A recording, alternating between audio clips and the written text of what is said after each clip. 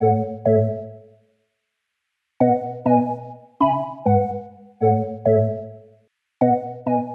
is the first time we've had the chance to look at the 2020 Range Rover Evoque here in the US.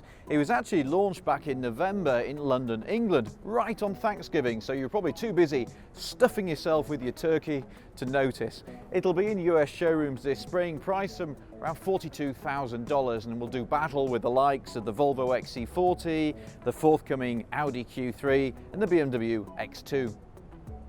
The Evoque's always been a bit of a fashionista, but the old model, originally launched back in 2012, was really starting to show its age. This new one is a lot more grown up and sophisticated. It blends elements of the old Evoque with detailing from the larger and more expensive Velar, and we like it. There's a real sort of elegance to it, although some of this rose gold detailing won't be on every model. Now, unlike the outgoing Evoque, it will only be available as a 4-door. The 2-door is no more, and neither is the convertible, probably one of the silliest cars that Land Rover's ever produced. Launch vehicles will have a choice of either a 246 horsepower 2-litre turbo 4 or a 296, which uses a mild hybrid system, the extra thrust coming from an electric motor. All-wheel drive will be standard, but in the future we'll see front-wheel drive versions of the Evoque together with a plug-in hybrid. Inside, the styling hybrid of the old Evoque and the Range Rover Velar continues. This centre console area and its touchscreen functionality is pinched straight from the Velar, but for the first time on an Evoque you can have Apple CarPlay or Android Auto. Hallelujah, eh? There's also some neat technology, including a new gadget that allows you to effectively see a virtual image of the area underneath the hood, which should make parking a lot easier.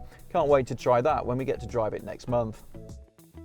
Now, you might have noticed looking at the profile that the Evoque has quite an angular roof, and normally that robs rear headroom, but I'm 6'4" and I'm pretty comfortable back here, even though this vehicle has the optional glass roof. What you don't though get is a huge amount of rear legroom. Land Rover is saying they've improved it by about an inch, but still pretty tight back here. One thing the new Evoque hasn't done is grow. Land Rover talked to existing customers, 75% of whom live in urban areas, and they said they didn't want a bigger vehicle.